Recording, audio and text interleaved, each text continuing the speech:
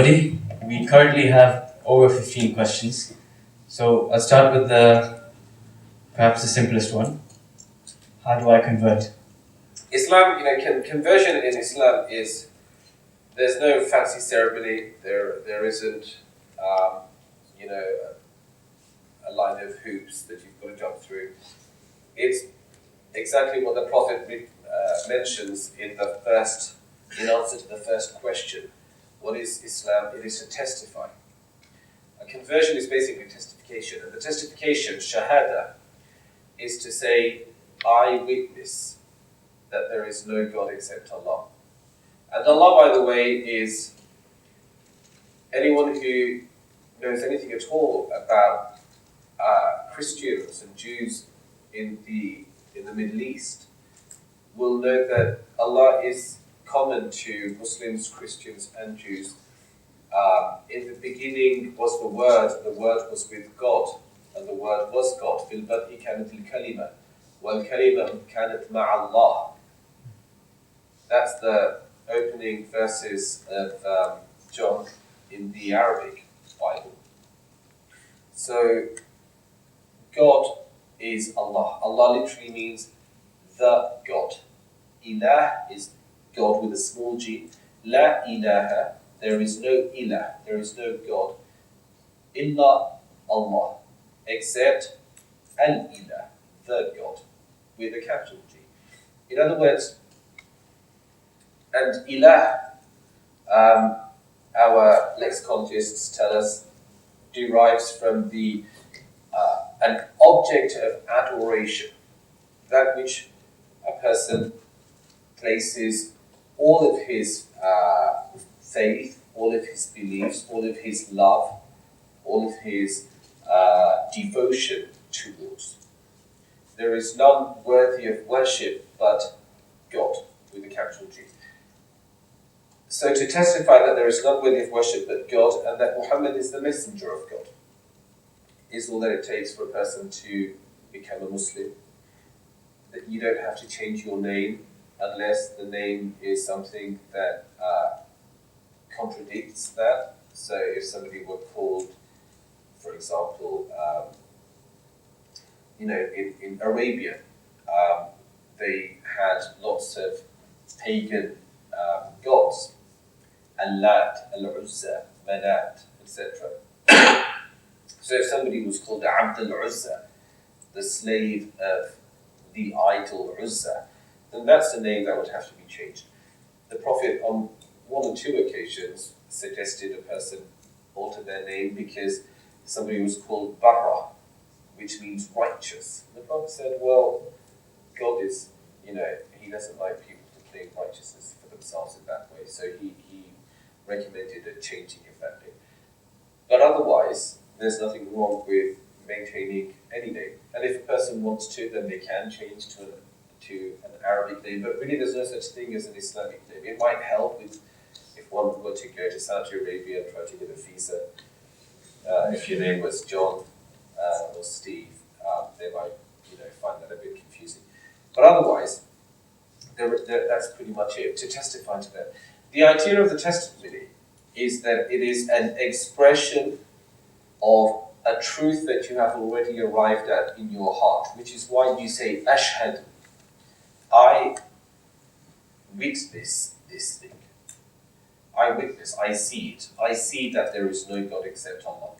I see that Muhammad is the messenger of God. I can see that, I testify to that. So it has to be in the heart, truly, before it can be expressed by the tongue. Some people have read up and looked at and searched in their hearts, a lot of soul searching, a lot of reflection, meditation, prayer, and then taken some time before they felt ready to be able to testify to this. And this is a journey that people take. So that's, in short, how one converts to Islam. It's recommended once that's happened that people bathe, and that's a symbolic bathing, an idea of now. The Prophet said Islam wipes away, or submission in faith wipes away all that has preceded. We've got a couple of people with their hands up. It's okay to take questions. Okay. Yeah. Epistemology. It's a question of how do we know what we know? How do we know stuff? Is it meant to be based on uncritical reception? I've said it, an imam, a scholar, someone who purports to be a religious authority has said something, and so therefore you must accept it. Islam has a very long tradition of being quite opposed to the idea of blind following, that you should accept something. Now, this is something that other world traditions, religions, communities, faith communities and cultures have had different takes on. Some parts of the world, for example, the Holy Scripture could not be translated throughout most of the medieval period because it was feared that the masses would start to read the Scripture for themselves and make their own conclusions. The clergy would then become questioned, would no longer function as the intermediary between God and man. Islam doesn't accept any such ideas, and therefore it doesn't believe in a clergy. No one can say, I speak authoritatively on behalf of God. You've got to accept what I'm saying to you. An argument is presented. And, and this goes back to the earliest of times. We're told that the Prophet was, and people by nature have different ways of making sense of things. People's intellects operate in different ways, we reason differently, we may arrive at differing conclusions, have differing viewpoints on any number of issues. And Islam, from its very beginning, was careful to insist people could not dismiss the agency of the individual to arrive at his or her understanding. And an example of that, two companions had a difference of understanding a certain verse of the Quran. And they came to the Prophet and presented their argument to him and said, well, I say this and he says that. And the Prophet said, both of you are correct. Both of you are fine. Don't fall into disputation, for then you will be destroyed. You'll lose what you have. Recognize, and so this idea of plurality is very important to the Muslim tradition, that people could have reasonable, reasoned discussions around any number of things. And from its very inception, Muslims have no problem with someone saying, I have a difference of understanding, I have a difference of opinion to you on this verse of the Quran, on this statement of the Prophet, on this point of law, on whether or not this practice is acceptable, is not acceptable. And there are Muslim scholars who held these views. Ahmad ibn Hanbal, just to give you an example, an early Islamic scholar, hadith master, was asked about whether to bleed invalidates your ablutions. Muslims wash before we pray. And the idea is that you cleanse yourself physically, but also metaphysically before you stand before God. And there are certain things that can invalidate that. So if you go to the toilet, then you'd have to renew your ablutions if you wanted to pray again. So he was asked about bleeding. Does bleeding also invalidate ablutions? And he said, yes, it does. That was his view, that he considered it too. It was then said to him, well, so-and-so, another scholar, says in his view, bleeding doesn't pose a problem. Should we not pray with those people who are of the view that, and this is the very beginnings of schism, of falling out. Ahmed's immediate reply was, how could I not pray behind men of God, like Malik, Sa'id and Musayyib, even if they were bleeding? Because this is their conclusion, and ultimately it's God who accepts. He requires from all of us to try our best to worship Him according to the best that we're able to arrive at, the best understanding that we can reach. That He doesn't ask me to pass judgment on one another. My reading, my understanding of the texts has led me to believe bleeding invalidates your ritual purifications. And so if I cut myself, if I find myself bleeding, if I have a nosebleed, I will not pray until I've renewed my ablutions. However, someone whose reading of the text has led him to a different conclusion, I cannot condemn him, and I would pray behind him. And so you see Muslims who will pray with their hands here, and some who will pray with their hands by their side, and some who will cut themselves and that won't be a problem, and others who can wipe on their socks, and others who will not wipe.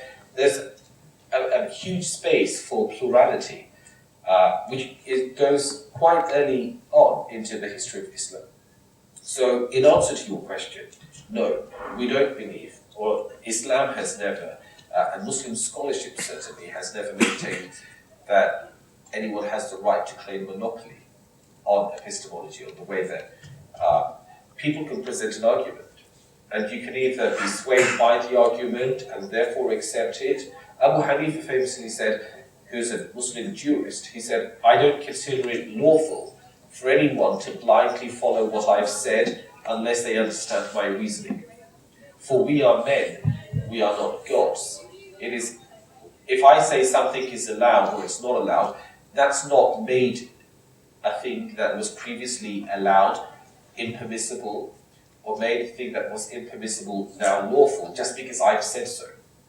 Ultimately, God is the legislator. We are human beings and are required to the best that we're able to try to come close to them. So you're not allowed to follow anybody if you believe that what they're saying is contradictory to the truth. I don't agree, actually, that belief and knowledge are mutually exclusive, incompatible. And certainly in Arabic, we have the word iman, which is to affirm faith in a thing, does not mean... So for example, if you believe that the sun's going to rise tomorrow, you believe that's going to happen. I mean, there could be like some terrible calamity and the end of the world, and we don't see another sunrise. You could end up not making it till the morning. Right? Anything could happen. But you may have a belief, a certainty, that you're going to see the sun again tomorrow. You're going to see another day tomorrow. Now that's not in contradiction to knowledge. In fact, the Quran asks us, "Fa'lam." No, that's knowledge. Supernatural things, right? The Quran engages with us and says to us, here are certain things that have happened. And some of these things are in language that human beings can grapple with, and other things are beyond the realm.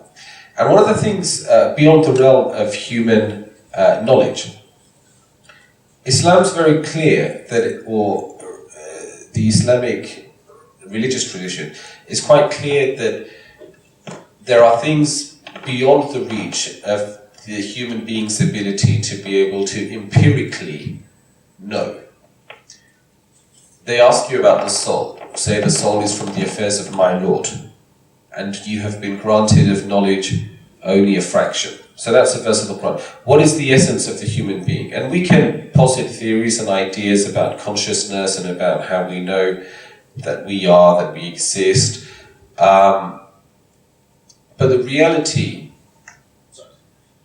Okay, so the reality will always be that we're in the dark about our own self. There's an analogy about the human eye, which looks out at the entire world but is blind to itself. You've never seen your own face, you've seen a reflection of your face. You can make sense of things that are apart from you, but making sense of the essence of your own self is something that human beings are in the dark about. We know that things exist, we're a part of this world. We know that we have a certain idea about things existing, can either have always existed or they've come into existence. And most religions, Islam, Christianity, Judaism and others, have ideas about the beginning. And then, of course, scientists have much to tell us about that. The Quran is not a science textbook, and it never saw itself as that. It is a book of faith and a book of guidance, a book of metaphysical reality, if you like.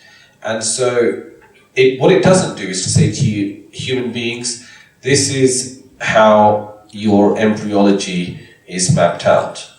What it does do, though, is speak to us about things that we can reflect on, and then ask us to the fact that we understand reason, we understand order, we understand logic, we're rational beings. It asks us to question whether it makes sense that the universe around us, the world around us, is an irrational, illogical place without order and without sense. And if there is, then to not think that that's come without there being intelligence. That's a great question. So the Quran, anyone who's looked at it will have noticed that it's not a linear book. It doesn't start with "in the beginning was," unlike the Bible, for example, with Genesis. It doesn't sort of say, here's how God made the heaven and the earth, and this is a very step-by-step breakdown of when we get to you, human beings, where you're at today, and then what's coming in the future. It doesn't do that, because that's not its purpose. And this is why I say the Quran is not, its primary function is not that it's a science textbook. It's not. It's not here to tell you how your lungs work. It's not there to tell you about your internal organs. It's not there to tell you about gravity. It's not. What it does say to you is, look through the creation of the heavens and the earth and see the signs of God. And there was a time, and students of engineering and of physics and of the sciences will no doubt be aware that many of the great discoveries of the physical sciences were being spearheaded in Baghdad, in the Andalusia, in parts of the world which fell under the Muslim Empire. Scholars, and the same can be said for Christianity. There were monks and members of the clergy and of the church who are on record as having made great advances in the sciences, in mathematics, in physics, etc. People of faith did not consider religion to be somehow at odds with faith, nor did they consider, well, sometimes they did, but the Quran doesn't lay any claims about laying out a very physical step-by-step breakdown of how stuff exists. If a human being doesn't believe in God, what the Quran invites you to do is to acknowledge that there is a dimension or a reality to you, whether we call that morality and ethics, whether we call it the soul and spirituality, which defies empirical boundaries. Yeah. That's not really true. I mean, there's no good reason to think that's true. There are moments that we can't compare science to. Well, we can try to, but I'm not aware of, for example, how do people justify the things that we recognize as good and the things that we recognize as bad? There are plenty of explanations as to how these mechanisms occur. There are plenty of explanations as to why they occur. No, but the justification of those. So, for example, murder is a bad thing. Every human society and civilization is built on recognizing murder to be bad. Taking the life of an animal for food, for its hide, etc., is also in pretty much every contemporary civilization, with a couple of exceptions, considered to be different to the taking the life of a human being. Now, empirically establishing that one is actually more grave, that there's a greater gravity to taking the life of a human being, to taking the life of, say, a rabbit, is a difficult thing to... It's not really a question of sex. Love, poetry, romance, all of these things. These are things which no one's saying that these aren't, we don't have any sense of understanding why people love things, why we appreciate a certain fragrance and find another one repugnant. And it's not always because something's necessarily harmful for us and the other thing is necessarily wonderfully good for us. But you know the things that you like and you know the things that you dislike, and you understand that there are chemical processes involved, and if that balance were upset, then that may or may not necessarily be true any further. So somebody, a woman after giving birth to a child will often say, "Oh, I don't like the taste of X, Y, or Z anymore, which I used to before." There's been some change in the chemical makeup of how she perceived things in the past to how she does now. But the point is, we recognize that we exist, we operate, we engage with reality beyond the very basic components, physical components, that we can break down analytically in science. No, I agree. It's not. You can say it's not necessarily true, and here we don't have a problem, which is to say, you believe that actually we can identify very good reasons for that, and I'm not disagreeing with that. What I'm saying is that we don't sort of say, you know what, I'm madly in love with my girlfriend, and that's purely because of a chemical, reaction to the need to procreate, and so I'm going to write a poem, or I'm going to sit down and become overcome when she leaves me, or whatever. We talk about human beings, human civilizations are driven by deep passions of feeling, of empathy, of love. We recognize, altruism and things which people can have opinions about, because, well, what is altruism? Is that a thing? Does it even really, are people really altruistic, or do you do good to somebody else at your own expense because still selfishly you receive something back from it? Those are up for discussion, but you can't be certain about how these things work. What faith, and I don't think Islam is unique in this, Christianity does this, Judaism, Hinduism, Buddhism, what they seek to do is to give us a compass and a reason to put others and good, the idea of good, as separate human beings before us. The next question is, why do Muslim women wear the hijab? And another question linked into this is, if I don't wear the hijab and I'm a Muslim, am I a bad Muslim?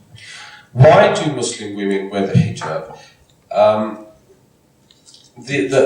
The fact that the question is about Muslim women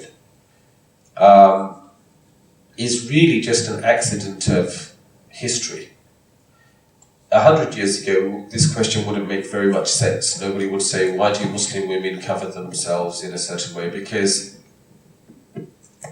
Victorian women did as well, because Orthodox Jewish women continued to in many parts of the world, because Eastern Orthodox Christians even till this day do as well, because Hindus in India, etc., etc. So it's not really a question of Muslim women. It's a question of society, how it organized itself along gender lines throughout many parts of the world and many different cultures. You could look at the Virgin Mary, for example, depicted on a mural or in a church window. And she's in a hijab, basically. She's covering her hair, she's draped in like a long dress. And I've yet to see it done any other way. We don't see the Virgin Mary except looking like that. This is the way that traditional faith-based societies, and really societies traditionally were faith-based, the ideas of modesty that... Now, in terms of the why, we have in Islam the idea that, and again, this isn't exclusive to Islam, it's just that Muslims maintain this in a much more visible way than other communities and traditions for whom it was a part of their tradition too. Recognize that the human being is a lot of different things. You're a professional, you're a parent, or a son or a daughter, you're a neighbor, you may be an artistic person. person, you may be a creative person, you may be a business person. And you're also sexual persons, you're sexual beings. From the age of puberty, around that time when the body starts to change to make way for that, human beings become sexual beings too. So that's another thing, another aspect to our identity, which wasn't necessarily the case before that. Islam says, tell believing women to wrap their garments around themselves. But before it says that, it says, the Quran says, قُلْ لِلْمُؤْمِنِينَ يَغُضُّوا مِنْ أَبْصَارِهِمْ. Say to believing men to lower their gaze and to protect their chastity. Lower your gaze. Don't look in an improper way, in a way that's reducing another person to an object of sexual gratification. Don't objectify people. And so lower your gaze and guard your chastity. That is purer for you and more holy. ذَلِكَ أَزْكَى لَكُمْ وَأَطْهَرُ. And say to believing women to lower their gaze and to guard their chastity. The idea is to most people understand relationships as something that is so much more than simply a physical give and take. People are very upset, very hurt by infidelity, by someone that a husband or a wife cheating on their spouse, etc. Or a boyfriend and a girlfriend, people in a committed relationship. And Islam, and again, traditional or classical traditions of world communities, may considered sexuality expressed outside of marriage to be a problem. That is, within the confines of marriage, that this is sanctified. So that's a premise. And for people who accepted that premise, in order to therefore limit sexuality to the married space, it was a way of saying, my sexuality is really nobody else's business, that the hijab exists. And so modest dress for both men and for women is an important part of this. The fact that actually we live in a world where the female form is used to great effect for everything from selling ice cream to cars. Again, anyone who's watching the Oscars, all of the men are dressed like penguins, right, right up to their necks. But the women are expected to put on as much as possible. There's almost an expectation that your body, you have to be aesthetically pleasing and almost titillating to other people. And there's an expectation for that. Now, that's existed. It's existed in many parts of the world. It's existed in many societies. Faith-based traditions recognize that human beings, male and female, are greater than that and deserve to be above that and should not be subjected to being eye candy for satisfying other people. And so that's a part of the idea of modesty. It's the reason that Mary's dressed the way she is. It's the reason that Christian nuns dress the way that they do. Yes? If I make a comment, also added the idea that only Muslim women cover their hair. Actually, during the time of the Prophet, men pretty much cover their hair, so wearing hairdressers. That's right, yeah. Or dress really modestly as well. So Absolutely. That's only women, I thought that's more of a modern idea. Yeah. So men, absolutely, men, women, to dress in a modest way is what's required. Now, the second part of that question was, if I'm a Muslim, if I don't do it, am I a bad Muslim? No one's a good Muslim or a bad Muslim. This is so important to understand. The Prophet said, do all that you have been commanded to do, but know that none of you will find salvation because of your actions. It's not your actions that make you good or bad. but it is the grace of God. And the Prophet said, God does not look to your faces or to your bodies, He looks at your hearts. So present yourselves beautifully before God. So some people may find it difficult to comply with one or another aspect of any religious tradition. That doesn't necessarily mean that they're a better or a worse person than somebody else. We have our journeys, we have our struggles.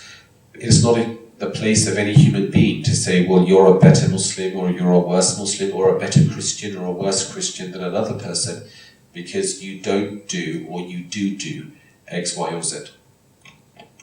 Okay. Yeah. The next question is, can Islam both coexist and thrive in an increasingly secular and globalized world? That's a very big question. Can Islam exist and thrive? Coexist and thrive. Coexist and thrive. Coexistence is very important. I know you feel frustrated because you didn't get to ask the second part of your question, and I am sorry about that, and I'd be happy to try to make some time. But coexistence, because I think you were asking about Islam being a religion of peace. We can talk about terrorism, and we can talk about ISIS and Al-Qaeda and Boko Haram in Nigeria and Al-Shabaab in Somalia, etc., etc. And it looks like a really damning indictment of the Muslim religious tradition. Right, left and centre, everywhere you look, there's people trying to blow stuff up. But has it always been this way? It wasn't very long ago that Islam, the Islamic civilization, heralded some of the first recorded instances of differing faith communities coexisting and working in great harmony together to develop an amazing example of interfaith dialogue, communication, scholarship. Andalusia is a wonderful example of that in Spain. Medieval Spain, Cordoba and Granada, places where Jewish scholars, where Christian scholars, where Muslim scholars work together in translating texts and building a society which was very harmonious, and people recognized. And of course, there have been good and bad in any of the pages of history. There have been better examples and worse examples of coexistence. But the default, I think, if judged by the religious teachings of Islam, the Quran says, "La ikraha fi din." There can be no compulsion in faith. You can't force somebody to believe, because that doesn't make sense. If belief is what's in the heart, and the affirmation of that or the expression of that is what comes from the tongue and the body, you might be able to force somebody to physically comply.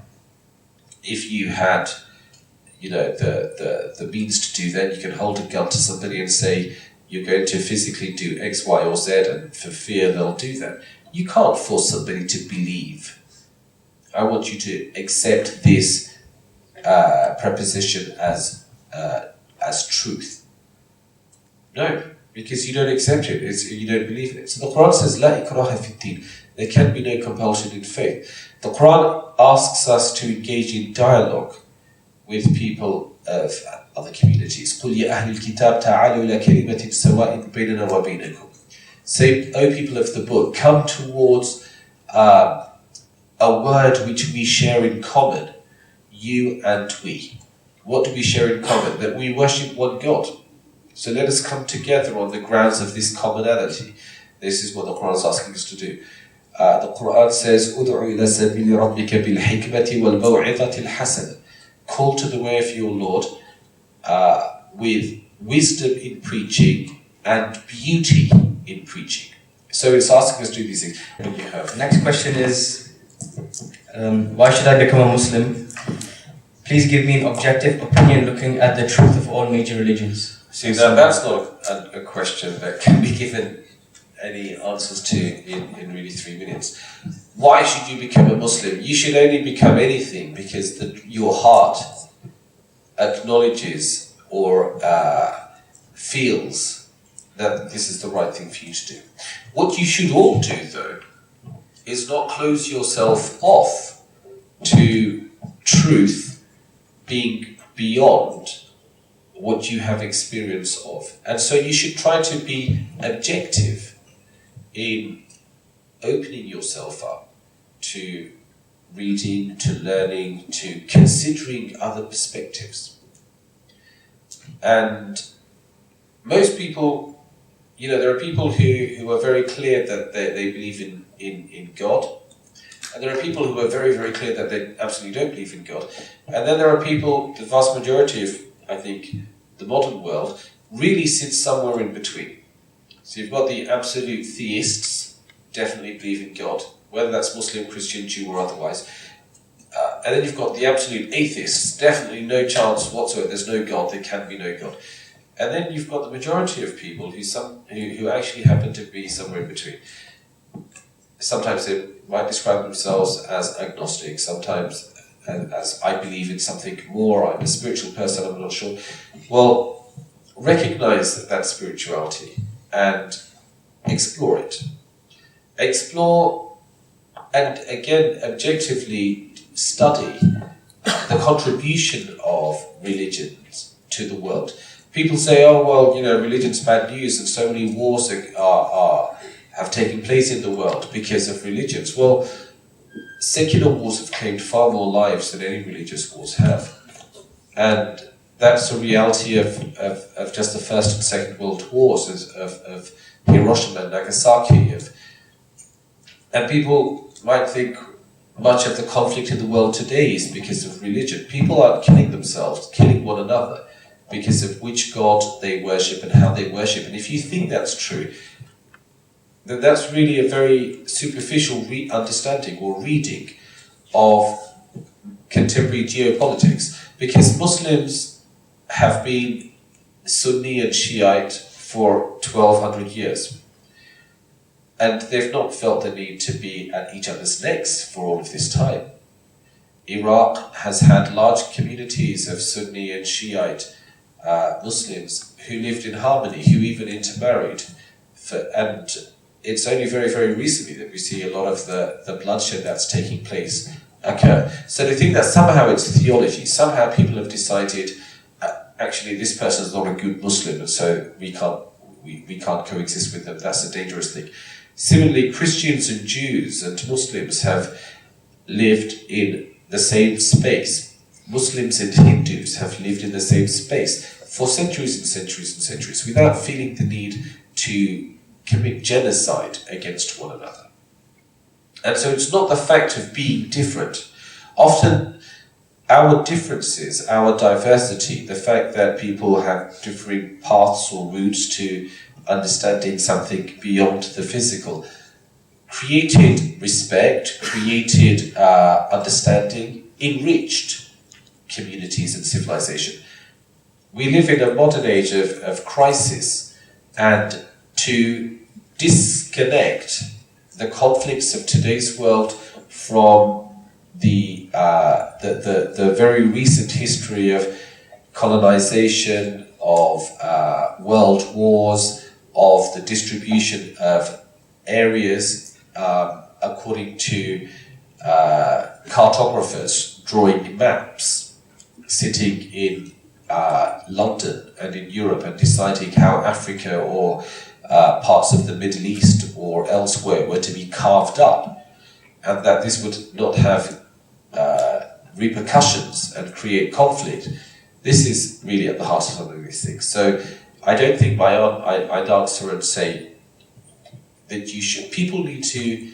We live in a time where we can't live apart from one another. They used to say no man is an island, but really no community is either, and that's exactly the same for a white secular European community as it is for a Muslim Middle Eastern one, or a Hindu Indian one, or a Buddhist one. We're human beings, and we give and take, we share a lot together, and so we must know one another better. We must know that human beings have always recognized something greater. And so be on the lookout for that. And let religions or faith traditions speak to you. And listen when they speak to you. You don't have to uncritically accept. Where would we be if we uncritically accepted everything? But you can still take and be a little bit richer for taking the time to listen. Thank you very much. The next question is, how would you comment on the observation that the Arabic world used to be a leading contributor to scientific knowledge, but in the last decade it has stopped being as such? Would you in some way attribute that to Islam? Yeah, no, I agree. It's not in the last 100 years, certainly. And I think, the Quran talks about تِلْكَ الْأَيَّامُ نُدَاوِلُهَا بَيْنَ النَّاسِ. Days are distributed or given in turn to people. So we believe in the idea that every dog has its day, that there are civilizations grow and evolve, and those who lead the way in at one time will be very far from leadership, perhaps in another time. There was a time when Europe was steeped in darknesses, and we refer to that historically as the Dark Ages, whilst Baghdad had street lamps, where scientists were being put to the Inquisition and were being imprisoned and put to trial because they are saying or positing ideas and theories which appear to be in contradiction with scripture. Whereas in the Muslim world, we didn't really have. So, for example, the idea that the earth is round no Muslim scholar had an experience that can be compared to, say, Galileo in the idea that the earth is round. And therefore, the Quran doesn't speak expressly about a globe for the earth, and so is this contrary to the Quran. There was a time when the right to pursue scientific inquiry, to ask questions for dialogue, to examine ideas and to experiment with different thoughts was not viewed as a challenge. And religiously, I think you have to be in a place of religious maturity and confidence, that you don't feel if somebody says. So the idea that Darwin came up with the theory of evolution, for example, there were Ibn Hayyan is a classical Muslim scholar and polymath who spoke about the interconnectedness of different animals and how they appeared to have a shared heritage. And these ideas weren't viewed as dangerous and in contradiction to the creationism of Quranic address. We can understand the Quran might be saying something, but it shouldn't be taken literally. God can say things at a level, and human beings are to the application, the manifestation of a reality does not necessarily have to mirror the expression. You can say, give me a hand, and you don't want a physical hand. You don't want someone to chop off their limb and throw it at you. You don't even want them. You just want them to answer a question for you. So we can speak in ways, human beings express themselves in ways which don't always bear a direct correlation to the physics or the tangibility of what we're saying. But that's okay, because we're human. We do that. We understand one another. I've got your back. It doesn't have to be anything about a physical proximity. Similarly, scholarship at one time was confident, and I think in the modern world, again, there are lots of. An aspect to that question is to do with Muslims becoming perhaps, or Muslim scholarship entering into a period of stagnation.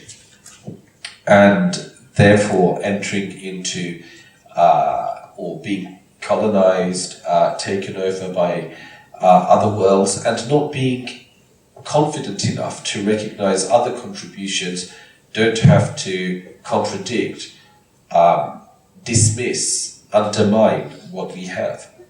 And it's taken a while for Muslim countries to establish centers of science, of learning, which can be compared to those which are established in the Western world. And so people will still fly out to the West. We have a lot of students, for example, just this one university, from many parts of the world.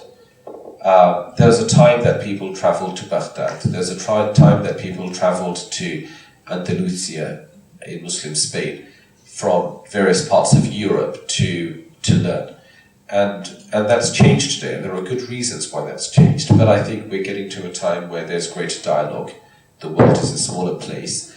And so hopefully, we can benefit from one another again. If you need surgery and you go to hospital, you don't care that the surgeon who's treating you is a person of faith or not faith or no faith. We have a lot of Muslim medics in this country working in hospitals, but that's not what bothers you. Primarily, you're concerned about having a competent doctor, a competent surgeon, a competent consultant to manage your care. That's your primary concern, not whether they're Muslim or Christian, whether they're atheist or theist, whether they belong to the Sunni tradition or any other.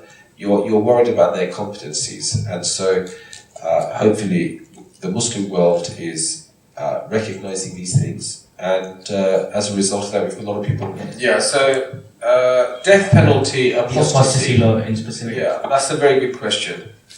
Muslims, do Muslims insist? Excuse me. Do Muslims insist on putting to death anyone who wants to stop being a Muslim?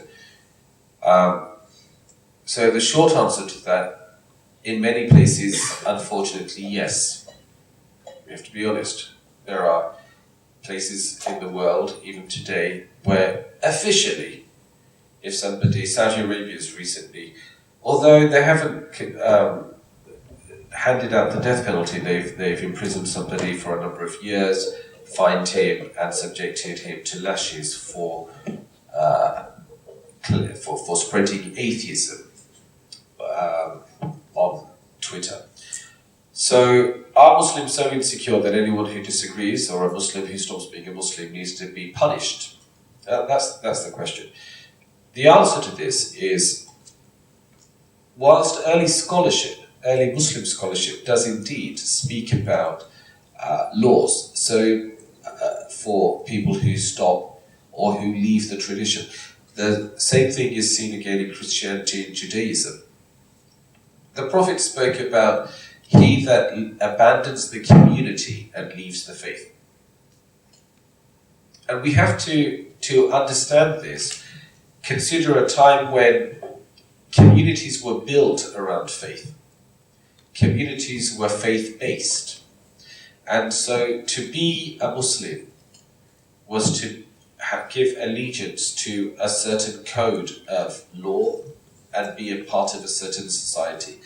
And a non-Muslim lived in... now, if you just think, for example, about the Spanish Inquisition, Europe went through a period of a number of hundreds of years, actually, where to be the wrong type of Christian, not to stop being a Christian, but to be the wrong type of Christian, to be a Catholic where in a Protestant place, or to be a Protestant in a Catholic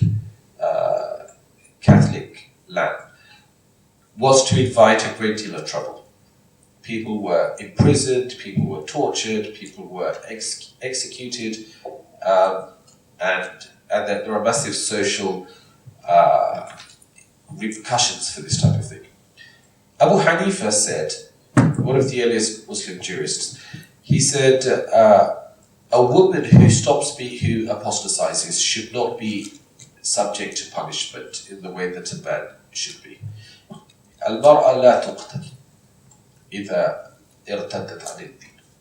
So he was asked, why is that? And he said, لأنها لا تقاتل, because she doesn't pose a risk in terms of armed opposition, insurrection. She's not a fighter. A woman doesn't usually take up arms against society. And so when scholars spoke about, in the earliest of our Islamic law, spoke about punishments for people who left Islam, were speaking really in the context of a situation where to declare yourself as no longer a part of one community was like an act of treason. Today you can say anything you want about the Queen, and that's fine. We live in an enlightened world where it's okay to want the abolition of the royal family. It's okay to not believe in the church.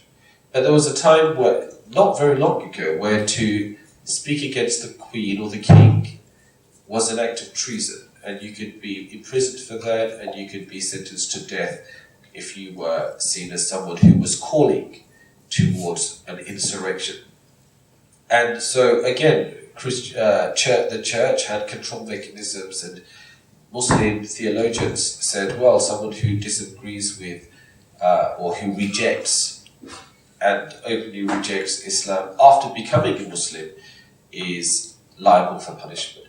Abu Hanifa, though, making the point that this doesn't apply to women, is communicating to us that there's a reason that these laws exist. And therefore, by that logic, if those reasons no longer apply, then that law need not any longer apply. And we have a place or a time where today to be a Christian or to be a Muslim is not to pose any risk or a threat to anybody else. You could, for example, say, I completely disagree with democracy, and still be safe within a democratic system of governance. You can't, however, say, I'm going to break the laws of this country. Well, you can say that, and you can do that if you want, but you can't expect there not to be implications for doing that. You can disagree with the law, but once it's been passed, then you're bound by them, and you will be punished or liable to prosecution if you are caught contravening those laws. So, now having said that, of all of the Muslim countries of the current world today, the punishment for apostasy is only maintained in two of them, and that's Saudi Arabia and Iran. Pakistan doesn't execute Muslims for becoming Christian or atheist or anything else.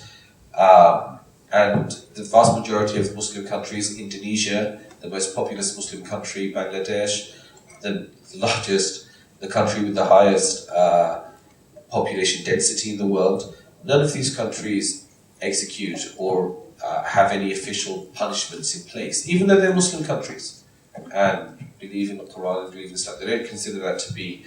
And speaking, Egypt recently has made headlines for starting to enact some of these things, and I think again Muslim countries for many years have been able to try to navigate forwards, recognizing that we live in more pluralistic societies and that we're not threatened by diversity in the way that perhaps faith-based societies once were. And so there's an attempt to move away from penalizing people because of freedom of conscience, and I think that's very important.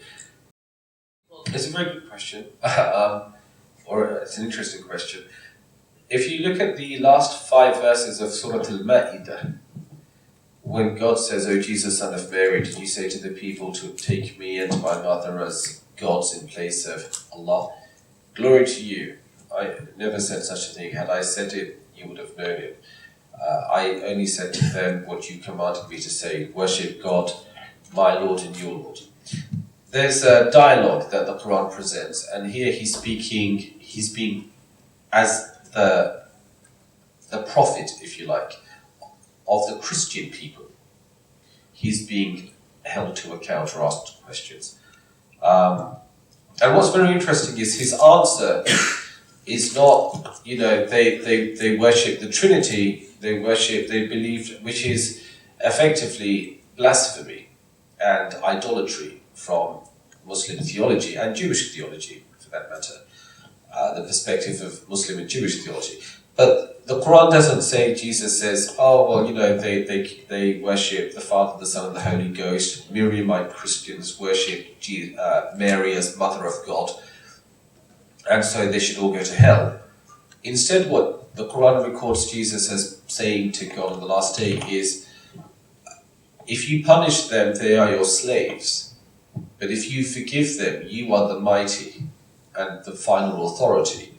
And God's reply is, this is the day in which the truthful will benefit from their truth.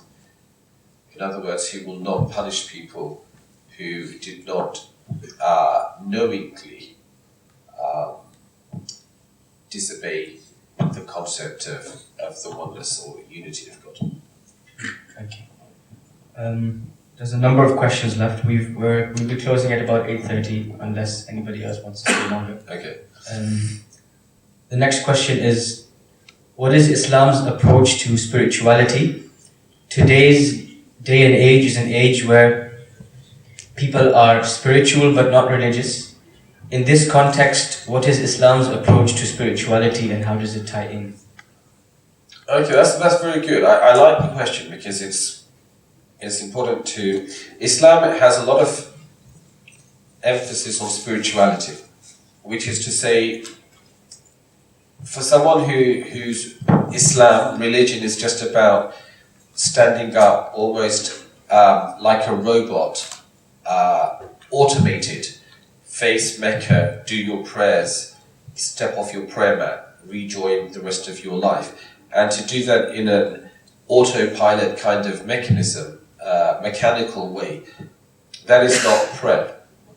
You may have physically carried out, gone through the motions of a prayer, that's not prayer. To be alive, it has to have a spiritual component. The Muslim modes of worship are quite physical. We stand, we bow, we prostrate, but that doesn't mean that it ends with the physicality. That's just the very beginning. We believe that the human being exists mind, body and soul, and therefore we worship God, mind, body and soul. So we engage the body, but that's not the end of it. And the Prophet, peace be upon him, would say things like, none of you has believed until you can love for your brother what you love for yourself. If your belief has made you someone who's pompous and proud and looks down upon other people and does not empathize with people, then it doesn't matter how great your worship, it doesn't matter how much you stand in front of God and worship. If you haven't learned to be a compassionate being to other people, then all of it's for nothing. He'd say, he has not believed in me, the Prophet said. The one who can go to bed with a full stomach while his neighbor beside him goes hungry. So you, again, regardless of how many prayers you've done and done them in the mosque and how long your beard is or how much you adhere to the outer law. So there's the letter of the law, but also the spirit of the law. And believing or struggling to maintain both. The outer form is like a shell, and the shells, the purpose of a shell is to protect its contents. Very rarely do people want the shell for itself. If you go and buy an egg, you check the shell to make sure it's good, it's not cracked. But it's not the shell that you're interested in. Very soon you throw the shell in the bin. It's the contents you want. The outer, the wholeness of the outer aspect of the shell is indicative of the soundness of the contents. So that's why you want it to have no cracks. Even though when it comes to it, you're going to crack the egg yourself, and then you're going to take what you want and throw the shell away. So the shell is important. The shell protects, it keeps together, it keeps focused.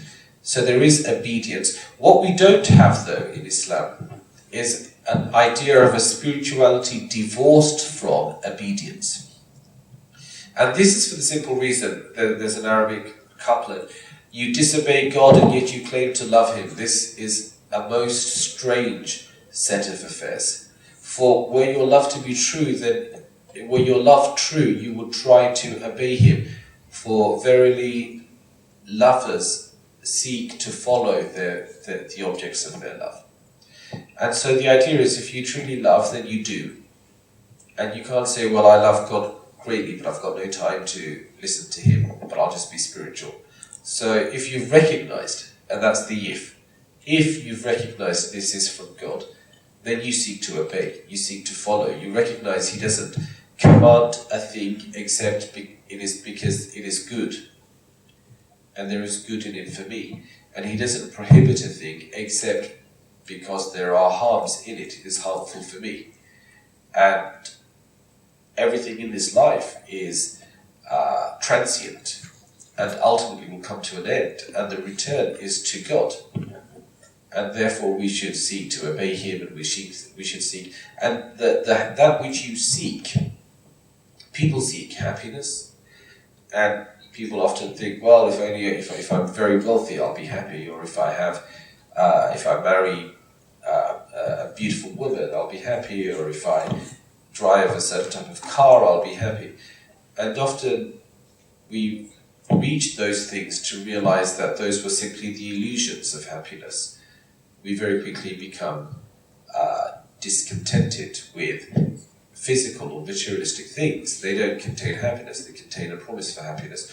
True happiness comes in God, in love.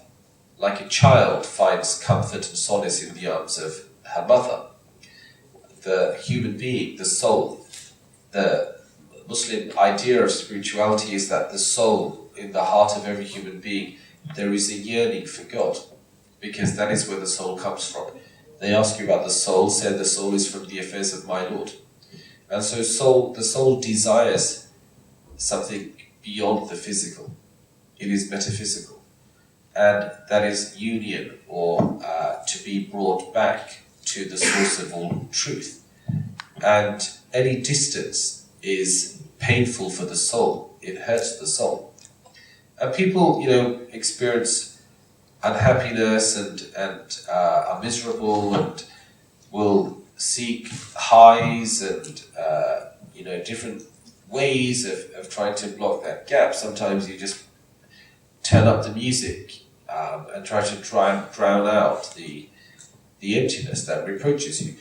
But there is no escaping that, because in the heart of your being, the core of your being, it's still there within you. And so seeking spirituality in Islam is worshipping God, but worshipping God not just in physical, ritualistic ways, in trying to do good and trying to reach out with love all that he has created. That's a question of destiny. Do you attend the 40 hadith classes? A few, because your face looks familiar. That's exactly what we discussed in the hadith quite recently. So in a nutshell, we do have Islam has a sense of destiny. And this really is to do with God's knowledge.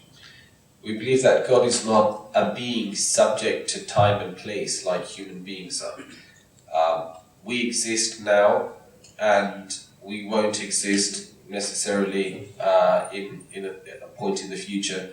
We didn't exist at a point in the past. We occupy a certain place in time and space. And we move through reality, or we perceive reality in a linear sense. God is beyond the trappings of time and space, since he's the creator of both. And so therefore he knows that all that was and all that is and all that will be, and that which has not been willed to be, were it to be, how it would be. And so there isn't a thing in existence except it is within his knowledge. Not even a leaf from a tree falls إِلَّا يَعْلَمُهَا, except God knows it. And he knew of it. He knew that it would exit the precise point at which this would happen. He doesn't judge us because he's compelled us to do things in putting those down in writing. He hasn't said, you're going to wake up tomorrow and you're going to, do a bad thing, and then you do that bad thing because you had no option but to do it because it was prescribed or programmed. You were programmed to do that. That's not the way he does it. He knows all that you are to do. And that doesn't stop him from creating. So he has created. The Islamic concept really of existence is an interesting one. When we ask what is existence? The Quran says God's affair when he wills a thing is merely that he says to it be and it becomes. Existence then is an expression of the divine will. God wills a thing, it becomes. So all of creation, everything that we can see, is simply a manifestation of God saying be. It is a reflection of the divine mind. And God says, you cannot, وَمَا تَشَاءُونَ إِلَّا أَن يَشَاءَ اللَّهُ. You cannot want except that God wills for you to be able to will. Lord of all that exists. So, I use the analogy, it's a person can write a program and you can, program a robot to do a certain thing. And it's done the thing as soon as you've pressed play. That robot has no, it has no agency. It has no free will. And so it can't be held accountable for moving in the direction it moved and turning in the direction it turned, because that's what it was programmed to do. When we talk about God writing things, we're not speaking of it in that sense necessarily. If you were able to jump into the future and observe somebody unseen for the entire day and write down everything they did, everything you witnessed them doing in the future, and then you came back to the present time and you say, well, I've got a sense of everything this person is going to say or do 5 years from now. Or you've watched the football and the highlights, right, and your friend's not, and you say, oh, he's going to hit the ball into the back of the net just now, and then exactly as you said it happens. That player didn't do what they did because you said they'd do it. You were able to say they'd do it because you'd acquired knowledge of it before your friend who's watching it. And so in a sense, the writing down is related to that. You've got your hand up again. I know it. Let's take the gentleman's question. Yeah. Go for it. Well, I was just going to say, that's very interesting. You would need to give an account of free will for that to be meaningful. That's exactly right. Assert free will. Yeah, and I think the Islamic theology gets around that by saying God wills for people to have free will. So that's that verse. You cannot will except that God wills for you to will. So that's which can sound like a circular argument, but it's still saying that He has chosen for us to perceive things right now. And you decide, shall I go and get a coffee? Shall I get myself a bottle of water? And when you decide that, you, for all practical extents and purposes, are engaging, making a decision. Okay. There's an SMS on exactly the same question, similar question. It says, can Muslims reside in a secular democracy? Is there a clash of values? So if anyone's asking this question, you've already answered it. Right? A Muslim who says, can I live here? Well, you're living here, right? Yeah. Unless and the text is also, I imagine, is coming from someone who's, is there an obligation on Muslims to live under theocracies, is the question. Is a Muslim required to, and there are a lot of people who say things like, oh, you can't vote, election time comes, don't vote, if you vote you become a non-Muslim because this government doesn't follow religious values and legislate or make laws on the basis of scripture, so, which is all nonsense. I mean, it's true that this government doesn't, but it's nonsense that somehow poses a problem for you as a Muslim. When the Prophet sent the first of his companions to a place of security, he sent them to a Christian land in Abyssinia. He sent them to Ethiopia, a Christian king, and Najashi, the Negus. And he said, this guy's Christian, and they worship, Jesus as the Son of God and all of that, but he's a good man. مَلِكًا عَدْلًا لَا يُظْلَمُ عِنْدَهُ أَحَدٌ. This is a just king. People aren't persecuted in his land. So go to where there's justice. And traditionally, really, Muslims have been on this planet for over 1400 years now. Muslims lived in India. Muslims traveled to many parts of the world. And if it's, a question of ruling by, well, the Quran tells us about the Prophet Joseph, or Yusuf, and that he finds himself in Egypt, in the land of the pharaohs. And he's a slave, and he's finally finds himself being set free, and he wins the approval of the king. And then he says to the king, "Ij'alni ala khaza'in al-ard." Appoint me to the treasures of the earth. Give me a ministerial role in your government. Ibn Taymiyyah uses this in his Majmu' al-Fatawa, a Muslim theologian from the 8th, 9th century, who uses this to say a prophet seeks from a king who is not of his faith, who is not of any divinely ordained faith as far as we're aware, the pharaohs.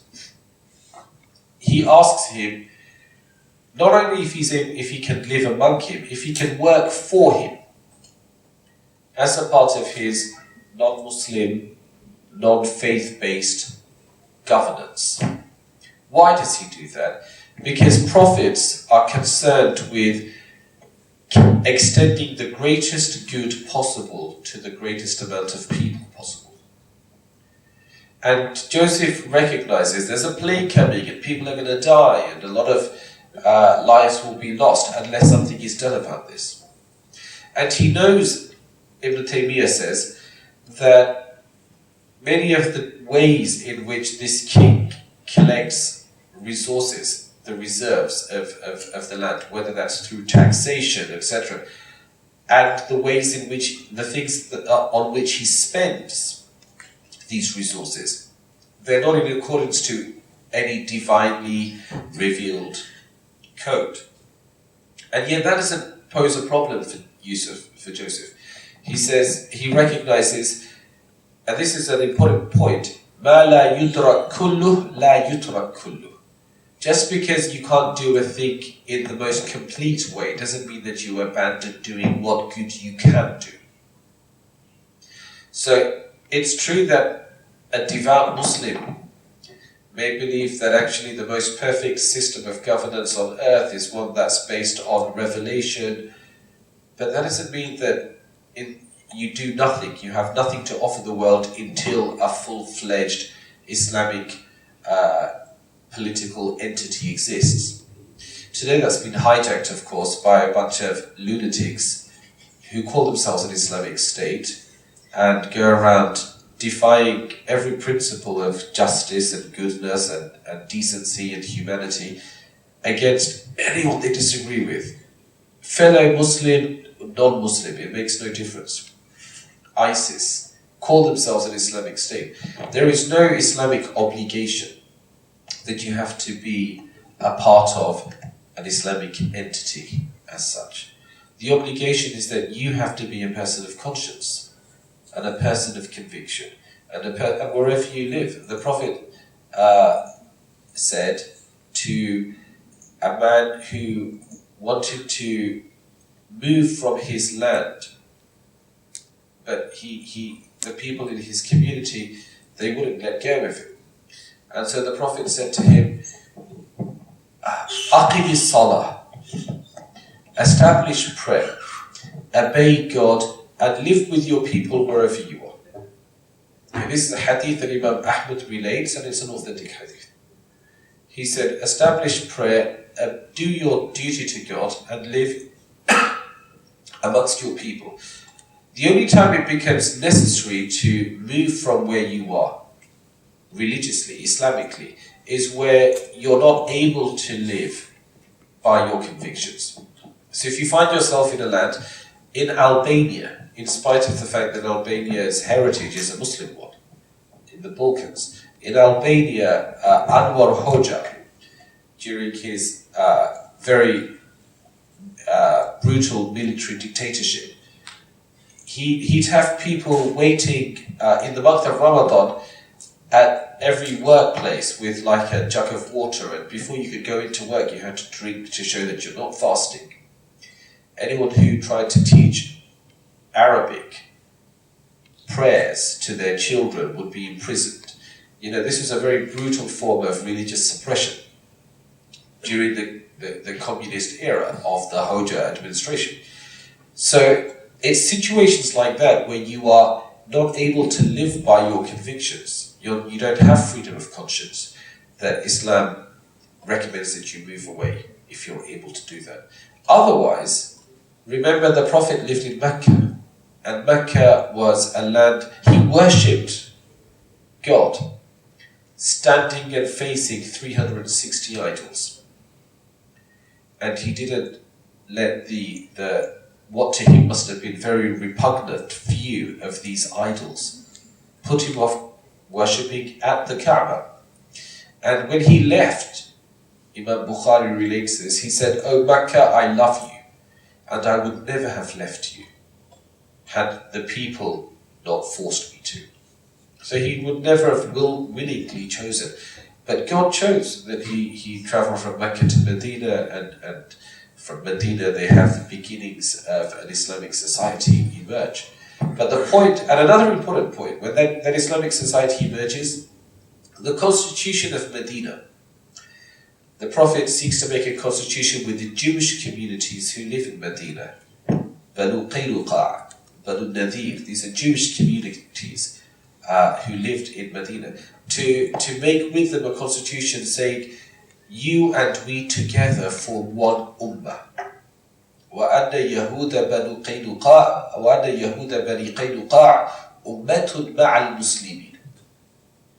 The Jews of this community are a nation with us, an ummah together.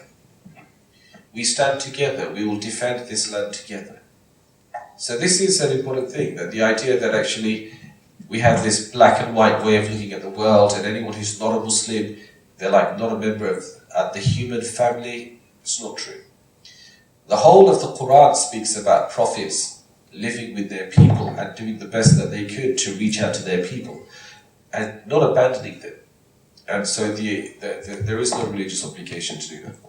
Thank you very much for this evening, and I hope and pray that the rest of the week will be an opportunity to continue to learn, to ask questions, and to develop a better understanding of one another.